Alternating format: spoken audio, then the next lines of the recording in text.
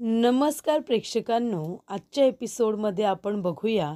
इथे जानकीने आजीला रंगेहात पकडलेलं असतं. तर इथे काळ्याची बाटली घेऊन जात असताना जानकीने लाईटच लावलेली असते आणि त्यामुळे इथे आजीचं कारस्थान इथे सुमित्राच्या आणि नानासाहेबांच्या सुद्धा समोर तिने आणण्याचा प्रयत्न केलेला असतो. जेव्हा इथे जानकी आहे त्याने म्हणते, आई बघितलंत ना, आता तुम्हाला कळलं असेल की इथे नानांना बरं करण्यासाठी कोण किती आणि कसे प्रयत्न करतंय ते.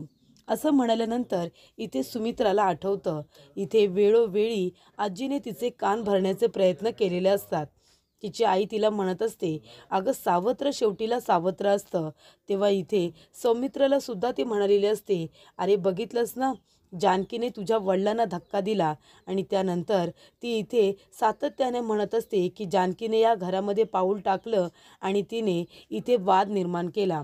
तेव्हा इथे सुमित्राला कळतं की आई नेहमीच ऋषिकेश आणि जानकी यांच्या विरोधात बोललेली आहे, तिने मला भडकवलेलं आहे.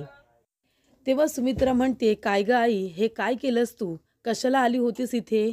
आणि ही काड्याची बाटली तुझ्या हातामध्ये काय करते? तेव्हा इकडे जानकी म्हणते, आई बघितलंत ना, मी जसं म्हणाले होते तसंच झालं ना. आजी, तुम्हाला आम्ही रंगेहात पकडलंय. म्हणजे मी आईंना आणि नानांना याची कल्पना आधीच दिली होती. मी तुमच्यासमोर फक्त बोलले की हा काढा किती गुणकारी आहे, याच्यामुळे नाना लवकर बरे होतील. आणि तुम्ही लगेच लगेच हा काढा इथून घेऊन जात होता का? कशासाठी? का केलं तुम्ही असं? म्हणजे तुम्हाला असं वाटत नाही आहे का की नाना लवकरात लवकर बरे झाले पाहिजे? तेव्हा इथे सुमित्रा म्हणत असते, अगं आई, काय हे? काय केलंस तू? माझा तुझ्यावरती किती विश्वास होता, पण तू नेहमी मला जानकीच्या विरोधामध्ये भडकवतच आलीस. तरीसुद्धा तुझ्या सांगण्यावरून मी ऋषिकेशसारखा, रामासारखा मुलाला मी वनवासामध्ये पाठवलं आणि जानकीला मी पोरकं केलं. सगळं तुझ्यामुळे. आणि तू हे काय करतेस? तेव्हा इकडे आता जानकी म्हणत असते की हे सगळं आजी तुम्ही का केलंत? मुद्दामून केलंत का? तेव्हा इथे आजी म्हणते, हे सगळं मी ऐश्वर्याच्या सांगण्यावरून केलं होतं. तिने ही बाटली मला चोरायला सांगितली होती. तेव्हा इकडे आता सुमित्राला खूप मोठा धक्का बसतो. तर इथे ऐश्वर्या आजीची वाट बघत असते, कारण तिने जे काम सांगितलेलं असतं ते आजी करते की नाही अशी तिला भीती वाटत असते. आणि त्याचबरोबर इथे सारंग आलेला असतो. सारंग म्हणत असतो की ऐश्वर्या, हे घ्या, तुम्हाला पिझ्झा हवा होता ना, जो तुमच्यासाठी इथे आता तुम्हाला हवा तसा पिझ्झा मी घेऊन आलोय. तेव्हा इकडे ऐश्वर्या म्हणत असते की सारंग गप्प बसा तुम्ही, मला भूक नाही आहे. इथे मी एक आजीला काम सांगितलंय, आजी ते काम करतायत की नाही मला त्याचं टेन्शन आहे. तेव्हा सारंग म्हणतो, अहो पण तुम्हीच म्हणाला होतात ना की तुम्हाला भूक लागली म्हणून, म्हणून तुम्हाला म्हणतोय ना खा म्हणून. तेव्हा इथे ऐश्वर्या तो पिझ्झा उघडते, त्यातला एक पीस घेते आणि तो जबरदस्तीने सारंगच्या तोंडात कोंबते आणि त्याला म्हणत असते की तुम्हाला भूक लागली असेल ना तर तुम्ही खा, पण मला खा खा करू नका, जरा गप्प बसा. त्यानंतरला सारंग तो पिझ्झा खायला सुरुवात करतो. तेव्हा इकडे आजी म्हणत असते की हो, हे सगळं मी केलं, पण हे मी स्वतःहून केलेलं नाही आहे, कुणाच्या तरी सांगण्यावरून केलं आहे. तेव्हा इथे जानकी म्हणते, तेच आम्हाला ऐकायचं आहे, कुणाच्या सांगण्यावरून केलं तुम्ही? तेव्हा आजी म्हणते की ऐश्वर्याच्या सांगण्यावरून. तेव्हा इथे आता सत्य सगळ्यांना कळलेलं असतं. तेव्हा सुमित्रा म्हणते, आई, अगं त्या ऐश्वर्याची मदत करणं बंद कर. किती चुका तिच्या पाठीशी घालणार आहेस? आत्तापर्यंत त्या ऐश्वर्याने काही कमी कारस्थानं केलीस का? प्रत्येक वेळेला तू तिला पाठीशी घालत आलीस आणि ह्या वेळेला सुद्धा तू तेच केलंस. तेव्हा इथे नानासाहेबांना सुद्धा खूपच जास्त राग आलेला असतो. तेव्हा इकडे जानकी म्हणत असते की आजी, तुम्ही दर वेळेला ऐश्वर्याच्या कारस्थानामध्ये तिला मदत केलेली आहे. हे का केलं तुम्ही? ती चांगली मुलगी नाही आहे. ती आपलं घर तोडण्यासाठी इथे आली आहे, तुम्हाला कळतंय का? तेव्हा सुमित्रा म्हणत असते, तिने आपलं घर इथे उद्ध्वस्त केलं, आपली कंपनी डुबवली, आपलं घर तोडलं, तरीसुद्धा तू तिची बाजू घेणं काही बंद केलं नाहीस. असं का केलंस तू आई? हे बघ, बास झालं. तू आहे ना त्या ऐश्वर्याबरोबर किती कारस्थानं केली असशील मला काही माहितीसुद्धा नाही आहे. तिला खूप तू मदत केली आहेस आत्तापर्यंत, पण आता नाही, आता बास झालं. आता तू एक काम कर, तू आहे ना इथे राहू नकोस, तू आता इथून जा.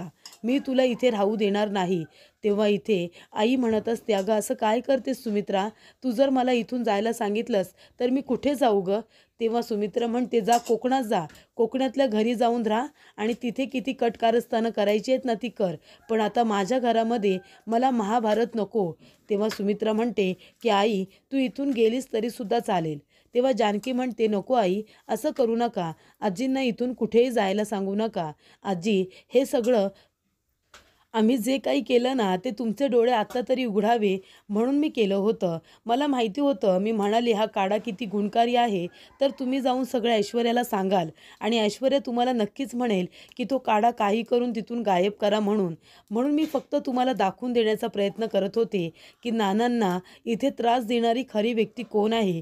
कुणाला असं वाटते की नाना बरे होऊ नये म्हणून फक्त तुमचे डोळे उघडावे. आता तरी तुम्हाला कळावं कोण आपलं आहे आणि कोण परकं. मला माहिती आहे की तुम्ही हे सगळं सारंग भाऊजींच्या प्रेमापोटी केलं. तेव्हा इथे सुमित्राला सुद्धा आजी तेच म्हणत असते की हे सगळं मी जरी केलं तरीसुद्धा तुझ्या मुलांसाठीच केलं ना. तेव्हा इथे जानकी म्हणत असते, आई ऋषिकेश आईंचा मुलगा नाही आहे का. तेव्हा ती म्हणते, पण तो तर सावत्र आहे ना. तेव्हा ती म्हणते, असं बोलू नका आई. तेव्हा सुमित्रा म्हणते, आई खबरदार, जर पुन्हा असं म्हणालीस तर मी पार्वतीताईंना वचन दिलं होतं की ऋषिकेश माझाच मुलगा आहे आणि तो शेवटपर्यंत माझाच मुलगा राहणार, असं मी त्याला सांभाळणार आहे. पण तुझ्यामुळे मी त्याला दूर लोटलं होतं, हे विसरू नकोस. त्यानंतरला जानकी म्हणते की आई आता तरी डोळे उघडा, आता तरी ऐश्वर्याचं खरं तुम्हाला कळलंय ना, आता आमची साथ द्याल ना, आमच्या टीममध्ये आहात का. तेव्हा इकडे आजी म्हणते, हो मी तुझ्या टीममध्ये आहे आणि तिला हात मिळवणी करते.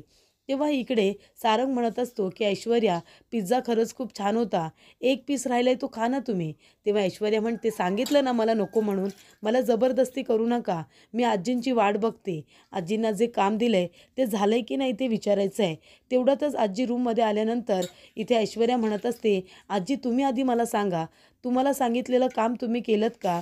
तेव्हा इकडे जानकी येते आणि म्हणते, हो हो, तू सांगितलेलं काम आहे ना अगदी आजींनी व्यवस्थितरित्या केले. मी आणि आईंनी आजींना रंगेहात पकडले. तेव्हा इथे ऐश्वर्याला खूप मोठा धक्का बसतो. तेव्हा इथे जानकी म्हणत असते की तुला असं वाटत होतं की जर तो काढा नानांनी घेतला आणि नाना जर पूर्णपणे बरे झाले तर, आणि मग त्यांनी सांगितलं की त्यांना नक्की कुणी जिन्यावरून ढकललं होतं, तर मग कुणाचं भांडं फुटेल हे सुद्धा तुला माहिती आहे. म्हणून तर तू तो काढा तिथून गायब करायला सांगितला होतास ना आजीला. तेव्हा आजीने तो गायब करण्याचा प्रयत्न देखील केला, पण त्याच वेळेला मी आणि आईने आजींना रंगेहात पकडलं. आजींच्या खांद्यावरती बंदूक ठेवून तू चालवत होतीस ना, पण आता काय करशील. आता मी आजींचा सुद्धा प्लॅन ओळखला आणि तुझासुद्धा. तेव्हा सारंग म्हणतो, वहिनी तू हे काय बोलतेस. तेव्हा जानकी म्हणते, हो सारंग भाऊजी, मी जे काही बोलते ना ते खरंच आहे. मगाशी मी सांगितलं होतं की मी नानांसाठी एक काढा आणलाय, तो घेतल्यानंतर नाना लवकर बरे होतील, बोलायला लागतील. आणि ती गोष्ट आजीने ऐश्वर्याला सांगितली आणि ऐश्वर्याने आजींना सांगितलं की काही करून नानांच्या रूममधून तो काढा गायब करायचा. आणि आजी तो काढा घेऊन जायला आल्याच होत्या, तेवढ्यातच मी आणि आईने त्यांना पकडलं काढा घेऊन जात असताना. आणि आजींनी सांगितलं की तो काढा ऐश्वर्यानेच त्यांना गायब करायला सांगितलं होतं. तेव्हा ऐश्वर्या इथे आता म्हणत असते, नाही मी कुठे काही सांगितलंय, आजी खोटं बोलतायत. आणि ही जानकीसुद्धा, सारंग मी असं करेन का, मी का करेन असं, आजी तुम्ही का खोटं बोलताय. तेव्हा इकडे आजी म्हणते, अगं असं काय करतेस, तूच मला सांगितलं होतंस ना तो गाडा गायब करा म्हणून. तेव्हा ऐश्वर्या म्हणते, आजी तुम्ही काय बोलताय, डोक्यावर पडलायत का, मी कधी तुम्हाला सांगितलं होतं. तेव्हा इकडे आजी म्हणते, अगं जानकी ही खोटं बोलतेय. तेव्हा जानकी म्हणते, मला माहिती आहे आजी, मला सगळं काही माहिती आहे, तुम्हाला आत्ता ते कळतंय, मला माहिती आहे ती खोटं बोलते ते. तेव्हा ऐश्वर्या म्हणते, जानकी गप्प बसलीस का. तेव्हा आजी म्हणते, ऐश्वर्या तू गप्प बस, खोटारडी कुठली, मी नेहमी तुझ्या कारस्थानामध्ये तुला मदत करत आले, तुझ्या सगळ्या चुका मी पोटात घातल्या, गुंडी गुंडी म्हणून तुझे लाड करत आले, आणि तू काय केलंस, सापासारखी दूध पिऊन माझ्यावरती तू फिरलीस, हे सगळं का केलंस तू. तेव्हा इकडे आता जानकी ही आजीला जे काही समजावते ते अगदी खरं ठरलेलं असतं. ऐश्वर्या ही कुणाचीच नाही आहे, आता तुम्ही तिची मदत करताय म्हणून ती तुम्हालासुद्धा त्रास देणं कमी करणार नाही. तेव्हा आजी म्हणतात की आतापर्यंत तुला मदत केली, पण आता तू माझ्या सावलीला सुद्धा उभं राहायचं नाही, कळलं का. आता तुझी कुठल्याच पद्धतीने मी मदत करणार नाही आहे. तेव्हा इकडे आजी तिला सुनावून सरळ तिथून निघून जातात. तेव्हा इकडे ऐश्वर्या आता पुन्हा तोंडावरती पडलेली असते. जानकी म्हणते, ऐश्वर्या बघितलंस ना तू, म्हणजे तू कितीही माझं घर तोडण्याचा प्रयत्न कर, पण आता एक गोष्ट लक्षात ठेव, मी घरामध्ये परत आली आहे हे विसरू नकोस. आणि आता एक ठिणगी पडली, अजून अशा किती ठिणग्या पडणार आहेत ना ते तुला लवकरच कळेल. तेव्हा इकडे आजी तर आता तुझी साथ काही देणार नाही. जानकी म्हणते, काय मग पिझ्झा मागवलायस? बाप रे, मला असं वाटलं होतं मी तुला पुरणपोळीचा घास भरवल्यानंतर दुसरा कसलाच घास तुझ्या घशाखाली जाणार नाही, पण आता जो काही पिझ्झा उरलाय ना तो जबरदस्तीने खा. आणि जरी नाही गेला ना तरी तो जबरदस्तीने ढकल. कारण का कसं आहे, लवकरच नाना बरे होणार आहेत आणि त्यांना जिन्यावरून कुणी ढकललंय ना हे स्वतः नाना ते त्यांच्या तोंडाने सांगणार आहेत. कळलं तुला? तेव्हा इकडे जानकी ऐश्वर्याला सुनावून आता लगेचच आपल्या रूममध्ये येते. तेव्हा इथे ऋषिकेश तिची वाट बघत असतो. तेव्हा जानकी म्हणते, ऋषिकेश तुम्हाला माहिती आहे का काय झालं? तेव्हा इथे ऋषिकेश म्हणतो, हो मला कळतंय ना, आल्यापासून तुझं काय चाललंय ना ते बरोबर मला कळतंय. तेव्हा इकडे जानकी म्हणते, मग तुम्हाला आता तरी पटलं ना, आजी वाईट नाही आहे, तो त्या आपल्या बाजूने सुद्धा आहेत. पण कसं असतं ना, कधी कधी माणसाची संगत असते ना ती वाईट असते. आता बघा आजीसुद्धा आपल्या बाजूने झाल्या की नाही? तेव्हा ऋषिकेश म्हणतो, हो ग आजी तर झाली आहे, पण त्या ऐश्वर्याचं काय? तेव्हा जानकी म्हणते की त्या ऐश्वर्याची काळजी तुम्ही नका करू, तिला तर वटणीवरती मीच आणणार. आत्तापर्यंत तिने जुनी जानकी बघितली होती, जिने तिच्या सगळ्या चुका पोटात घेतल्या, पण आता मी नाही. आता जी जानकी आली आहे ना, तिने जे जे काही मला दिलं आहे ना ते सगळं अगदी सविस्तरपणे मी तिला परत देणार आहे. आता मला माझ्या घरामध्ये घाण नको आहे. जळमटं झाली होती ना, ती जळमटं साफ करण्यासाठीच मी गेले होते. आणि आता माझ्या घराला, माझ्या माणसांना त्रास देणारी व्यक्ती, ती घाण मला माझ्या घरामध्ये नको आहे. ऐश्वर्याला लवकरात लवकर सगळ्यांच्या समोर इथे मी आता तिचा खरा चेहरा आणेन आणि तिने ज्या ज्या काही चुका केल्यात ना त्यासुद्धा एक एक करून मी सगळ्यांच्या समोर आणून देईन, त्या सिद्ध करेन आणि लवकरच ऐश्वर्या नावाची घाण मी घरातून घालवून टाकेन, ते हकलून देईन, असं इकडे आता जानकी म्हणत असते. तर ऐश्वर्याला घाण म्हणालेली असते आणि तिला लवकरात लवकर घरातून बाहेर फेकून दिली पाहिजे असं जानकीचं म्हणणं असतं. त्याचबरोबर इथे आता सारंग ऐश्वर्यावरती रागवलेला असतो. ऐश्वर्या म्हणत असते, सारंग गुड मॉर्निंग, पण सारंग काही तिला गुड मॉर्निंग विश करत नाही. तेव्हा ऐश्वर्या म्हणते, सारंग कसं आहे ना, माझी पाठ दुखते हो, कंबर दुखते, तुम्हाला तर माहिती आहे. तुम्ही जरा माझ्यासाठी येताना ब्लॅक कॉफी विदाऊट शुगर घेऊन याल का, जरा स्ट्रॉंगवाली? तेव्हा सारंग म्हणतो, नाही आणणार आहे मी का तुमच्यासाठी कॉफी आणू? तेव्हा ऐश्वर्या म्हणते, अहो असं काय करताय, माझी कंबर दुखते तुम्हाला माहिती आहे ना. तेव्हा सारंग तिच्याकडे रागाने बघायला लागतो. तेव्हा ऐश्वर्या म्हणते, हो मला माहिती आहे, म्हणजे माझी कंबर कमी दुखते, पण त्या लोकांसाठी जास्त दुखते की नाही, मग जर मी बाहेर गेले कॉफी आणायला तर त्यांना कळेल ना. तेव्हा इथे सारंग म्हणतो, हा कळू दे ना, मग कशी कॉफी आणू सांगा बरं, कॉफी आणू की तुमच्यासाठी काढा आणू ते सुद्धा सांगा. तेव्हा इथे सारंग म्हणतो की ऐश्वर्या, मला अजिबात असं वाटलं नव्हतं की तुम्ही माझ्या नानांना इथे त्रास देण्याचा प्रयत्न कराल. म्हणजे जर तो काढा खरोखर गुणकारी होता आणि जर तो घेतल्यामुळे नानांना बरं वाटलं असतं तर तुम्ही तो काढा आजीला रूममधून चोरायला सांगितलं का? केलं तुम्ही असं? मला हे अजिबात पटलेलं नाही आहे. मी तुमचं सगळं इथपर्यंत ऐकत आलो.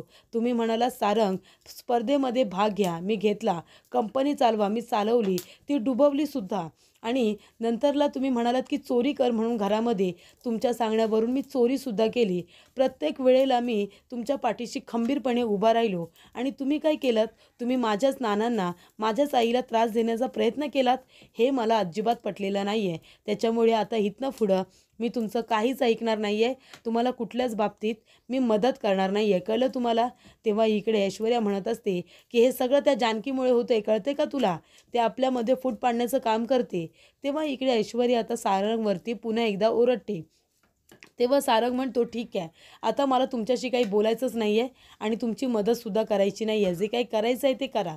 तेव्हा सारंग जात असताना ऐश्वर्या म्हणत असते की सारंग बरं बरं ठीक आहे, सॉरी, माझा टोन चुकीचा होता, पण हे सगळं आहे ना त्या जानकीमुळे होतं आहे, तिने फूट पाडले आपल्या दोघांमध्ये. तेव्हा इथे सारंग म्हणत असतो, तिने काही केलेलं नाही आहे, तीच उलट म्हणाली ना की तुम्ही काढा चोरायला सांगितला होता म्हणून. तेव्हा इकडे ऐश्वर्या म्हणत असते, सारंग अहो तुम्हाला कळत कसं नाही, आता तुम्ही सांगा बरं, मी सांगितलं आजींना की तो काढा चोरा आणि तिथून फेकून द्या कुठेतरी. का नाही सांगणार मी? त्या जानकीने तो काढा आणला होता जानकीने. आता तुम्ही मला सांगा, म्हणजे जी व्यक्ती इथे जखम देते तीच मलम कसं काय लावू शकते? जर नानांना इथे आता जानकीने धक्का दिला होता, तिने नानांना पाडलं होतं जिन्यावरून, मग तीच नानांना बरं करण्यासाठी काढा कसा काय आणू शकते? मग आता त्याच्यामध्ये ती विष नाही का मिक्स करू शकत? तेव्हा सारंग म्हणतो, काय बोलताय तुम्ही जानकी वहिनी, आणि काढ्यामध्ये विष? तेव्हा ऐश्वर्या म्हणते, हो, का नाही करू शकत ती? तिने नानांना धक्का दिला होता हे तर तुम्हाला माहिती आहे ना. मग आता ती म्हणते की हा काढा असा आहे की हा घेतल्यानंतर नाना बोलायला लागतील. आता तुम्ही मला सांगा, तिने नानांना धक्का दिलाय आणि मग जर नाना बोलायला लागले आणि त्यांनी जर तोंडाने सांगितलं की त्यांना धक्का देणारी व्यक्ती ही जानकी होती म्हणून, मग ती फसणार नाही का? मग तुम्ही मला खरं खरं सांगा, जर नाना बोलले आणि त्यांनी तोंडाने सांगितलं की जानकीने त्यांना धक्का दिला होता, तर नुकसान कुणाचं आहे? तिचं नुकसान आहे ना. मग तरीसुद्धा ती नानांना बरं करण्यासाठी काढा कसा काय देईल? म्हणून मी घाबरले होते सारंग. मला असं वाटलं होतं की ती जर आपल्या नानांना विष देऊन तिने मारलं तर, त्या काढ्यामध्ये विष वगैरे असलं तर. म्हणून मी आजींना सांगितलं होतं की काही करा पण तो काढा तिथून गायब करा. आणि तुम्ही मला चुकीचं समजताय. आत्तापर्यंत या घरासाठी मी काय नाही केलं, पण तरीसुद्धा कुणालाही माझी कदर नाही आहे, कुणालाही माझी किंमत नाही आहे. मी या घरासाठी स्वतःला झोकून दिलं, जीवाचं रान केलं, पण तरीसुद्धा माझी किंमतच नाही आहे घराला. हे सगळे लोक माझ्याबरोबर वाईट वागतात. मान्य आहे मला, सगळेजण माझ्याबरोबर वाईट वागतात, पण माझा नवरासुद्धा माझ्यावरती विश्वास ठेवत नाही आहे. मग काय अर्थ आहे या सगळ्याला? मी माझं घर वाचवण्यासाठी किती प्रयत्न केला, माझी नाती-गोती जपण्याचा किती प्रयत्न केला. आता त्या जानकीने आपली टीमसुद्धा तोडून टाकली. तुम्ही, मी आणि आजी, आपण तिघेजण एका टीममध्ये होतो की नाही, पण त्या जानकीने आपली टीमसुद्धा तोडून टाकली. आता बघा ना, आईसुद्धा माझ्यावरती रागवल्यात, पण मी लवकरच आईंचं मन जिंकेन, आईंना आपल्या बाजूने करेन. पण आता आपली ही जर ती टीम कायमची तुटली, तर मग ती जानकी जिंकेल ना. एक एक करून आपल्याला सगळ्यांना ती घरातून बाहेर काढेल. हे चालणार आहे का तुम्हाला? तेव्हा इथे सारंग म्हणतो, नाही, असं अजिबात नाही आहे. तेव्हा ऐश्वर्या म्हणते की जाऊ दे, माझं नशीबच खराब आहे. म्हणजे मी कितीही चांगलं करण्याचा प्रयत्न केला ना, तरीसुद्धा सगळ्यांना ते वाईटच वाटतं. घरातले सगळे तर इथे आपल्याला काडीचा भाव देत नाहीच, पण इथे आता माझा नवरासुद्धा माझ्याबरोबर नाही आहे. तेव्हा इथे ऐश्वर्या रडायचं नाटक करते. सारंग म्हणतो, ऐश्वर्या तुम्ही रडू नका, मी आहे ना तुमच्याबरोबर, मी देईन तुमची साथ. जरी तुमच्याबरोबर कुणी नसेल तरीसुद्धा माझा आहे तुमच्यावरती विश्वास. त्यानंतर प्रेक्षकांनो, जानकीने सगळ्यांसाठी थालीपीठं केलेली असतात. तेव्हा जानकी म्हणते, सौमित्र भाऊजी हे घ्या, गरमागरम थालीपीठ घ्या बरं. तेव्हा सौमित्र म्हणतो, वहिनी अगं किती देतेस, मी ऑलरेडी 3 खाल्ली आहेत, मला खरंच नको.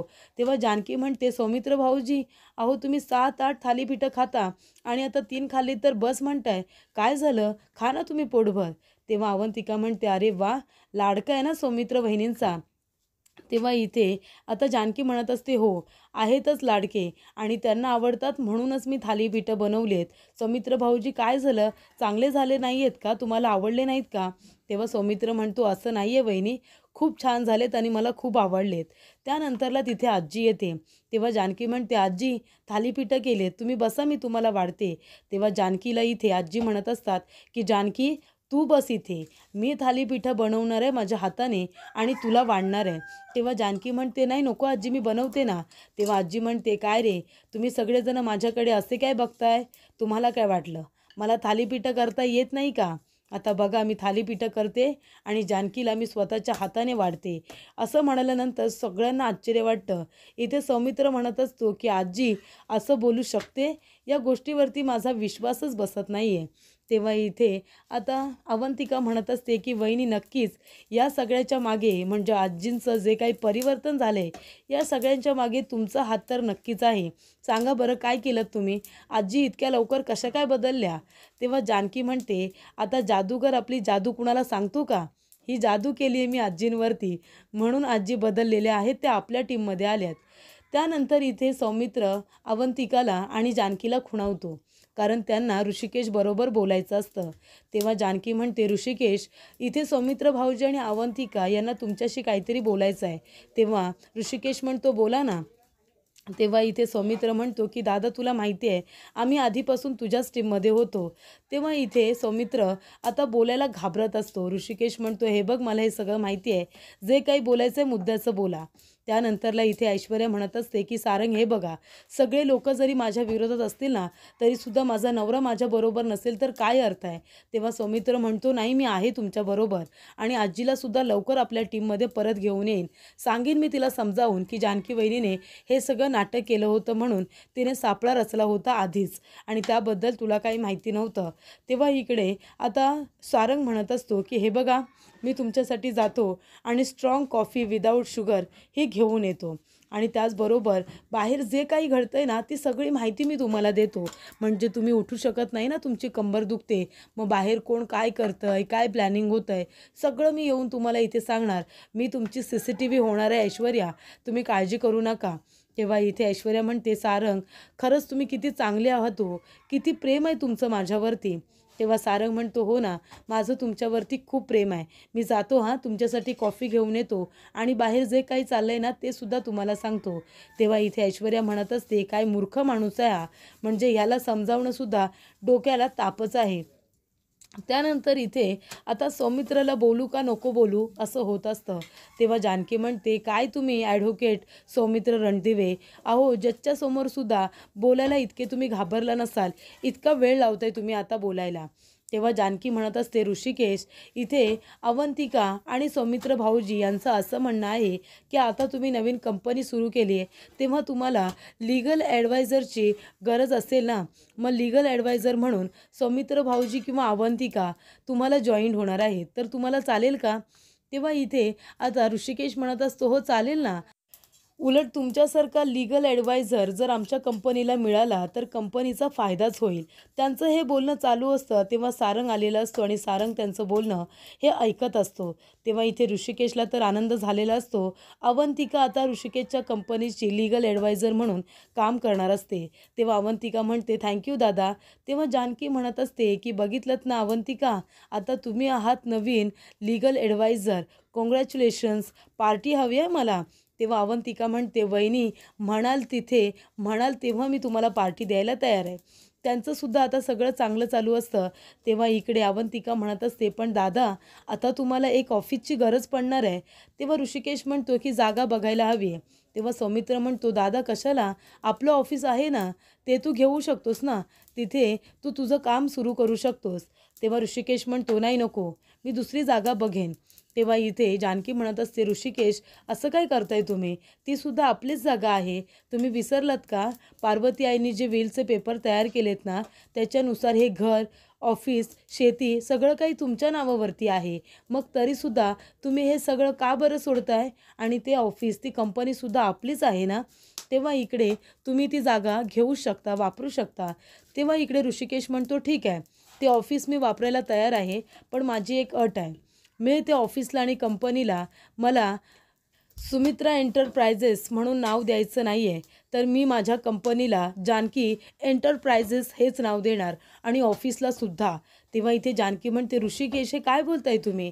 तेव्हा सौमित्र म्हणतो की जानकी वहिनी ऋषिकेश दादा बरोबर बोलतोय. तसंही आता सुमित्रा एंटरप्राइजेस ही पूर्णपणे आता डुबलेली कंपनी आहे. त्याच्यामुळे जानकी एंटरप्राइजेस या कंपनीने जर सुमित्रा एंटरप्राइजेस हिला जर टेकओव्हर केलं तरच ती कंपनी आपल्या पुन्हा एकदा ताब्यामध्ये येऊ शकते आणि ती नावारूपाला सुद्धा येऊ शकते. त्याच्यामुळे दादा जे काही करतोय ते त्याला करू दे. तेव्हा इकडे जानकी म्हणते ऋषिकेश अहो पण तरीसुद्धा जर सुमित्रा एंटरप्राइजेस हेच नाव ठेवलं तर तुम्ही. तेव्हा इकडे ऋषिकेश म्हणतो अजिबात नाही आणि ह्याच्यात मी तुझं काही ऐकणार नाही आहे. तेव्हा जानकी म्हणते बरं ठीक आहे, जर तसं असेल तर मला एकदा फक्त आईशी बोलायचं आहे प्लीज. म्हणजे तुम्ही बोलताय ते मला पटतं आहे की इथे आपण त्या कंपनीला टेकओव्हर करू शकतो, पण तरीसुद्धा आईंजवळ मला एकदा बोलावंच लागणार आहे. कारण का मला आता कुठलेही गैरसमज नको आहेत, मला आईंपासून काही लपवायचं नाही आहे. तेव्हा इकडे आता जानकी म्हणत असते की आईंना विचारलं पाहिजे, नाहीतर कदाचित सुमित्राला वाईट वाटू शकतं. त्यानंतरला तिथे सुमित्रा येते आणि म्हणत असते काय काय बोलणं चाललंय तुमचं, आणि काय तू तुझ्या कंपनी नावावरती करायची आहे का. तेव्हा इकडे जानकी आता टेन्शनमध्ये येते. तेव्हा सुमित्रा म्हणत असते की कंपनी ही तुझ्या नावावरती करायची हा जो काही निर्णय घेण्यात आलाय ना, तो निर्णय मला अजिबात मान्य आहे, असं ती म्हणते. तेव्हा इथे सगळेजण घाबरलेले असतात. सगळ्यांना वाटत असतं की सुमित्राला तो निर्णय मान्य नाही आहे, पण तिला तो निर्णय मान्य असतो. ती म्हणते, "अगं बाई, तुझ्या नावावरती जरी कंपनी झाली तरी मला आनंदच होणार आहे. म्हणजे बघ ना, कसं आहे, ही कंपनी ऋषिकेशने नावारूपाला आणली आणि त्याचबरोबर सारंगने आणि ऐश्वर्याने ती कंपनी पूर्णपणे डुबवली आणि आता ती कंपनी असून पण नसल्यासारखी आहे. मग जर ती कंपनी तुम्ही लोकं परत इथे नावारूपाला आणणार असाल, तिला टेकओव्हर करणार असाल, तर मी नकार का देऊ? आणि कंपनी माझ्या नावावरती असू दे किंवा तुझ्या, कुणाच्या तरी नावावरती आहे ना. जेव्हा तू लग्न करून या घरामध्ये आलीस, मी तुला हे घर दिलं आणि त्याचबरोबर किचन सांभाळायला दिलं. सगळ्या गोष्टी मी तुझ्या हातामध्ये दिल्या. मग तसंच जर कंपनी तुझ्या नावावरती असेल आणि ती जर पुढे जाऊन छान पद्धतीने नावारूपाला येणार असेल, तर मी नकार का देऊ बरं? हे बघ, तुम्हाला जे काही योग्य करायचं आहे ना, ते तुम्ही करा. पण मला फक्त एक गोष्ट सांगायची आहे, की ऐश्वर्याने आणि सारंगने खूप गोंधळ घालून ठेवला होता आणि मला त्याबद्दल काही माहिती नव्हतं. प्रत्येक गोष्ट त्यांनी माझ्यापासून लपवून ठेवली. पण माझी फक्त एवढीच इच्छा आहे, कंपनी जरी तुझ्या नावावरती असेल, तरीसुद्धा जे काही निर्णय घ्याल, जे काही तुम्ही कराल, ते फक्त मला सांगा. मला आणि यांना सांगा. माझी फक्त एवढी इच्छा आहे. सांगाल ना आम्हाला? तेव्हा इथे ऋषिकेश सुमित्राच्या तोंडाकडे सुद्धा बघायला तयार नसतो. तेव्हा इकडे जानकी म्हणते, "हो हो आई, प्रत्येक निर्णय जे काही घेऊ ना, जे काही करू कंपनीमध्ये, ते सगळं तुम्हाला सांगितलं जाईल. पण आई, तुम्हाला राग नाही आला ना, वाईट नाही वाटलं ना?" तेव्हा इथे सुमित्रा म्हणते, "अजिबात नाही, उलट मला आनंदच झाला तर पुढील भागामध्ये आपण बघूया. इथे ऋषिकेश म्हणत असतो, "जानकी, बघितलंस का? रणदिवेबाईंचं काय म्हणणं आहे, जो काही कंपनीमध्ये निर्णय घेतला जाईल, हे सगळं आता त्यांना विचारून करायचं." म्हणजे त्यांच्या लाडक्या मुलाने सारंगने आणि ऐश्वर्याने जो काही गोंधळ घालून ठेवला, तेव्हा त्यांच्याबरोबर आता आपली तुलना करतायत. सगळे निर्णय की आता त्यांना विचारून घेतले जाणार आहेत का? तेव्हा इथे सारंग म्हणत असतो की "ऐश्वर्या, तुम्ही काळजी करू नका. आईलासुद्धा हा निर्णय काही पटलेला नाही आहे. आपण सगळं काही त्यांच्या नावावरती होण्याच्या आधी आईला आपल्या बाजूने वळवूया आणि सगळं काही आपण परत मिळवूया. आजीला आणि आईला पुन्हा आपण आपल्या बाजूने केलं ना, तरच आपण या लोकांना हरवू शकतो." इथे आईला हा निर्णय अजिबात पटला नाही आहे. आई रागवली असं सारंगला वाटत असतं. त्यामुळे तो आता सुमित्राला आपल्या बाजूने वळवण्याचा प्रयत्न करतो.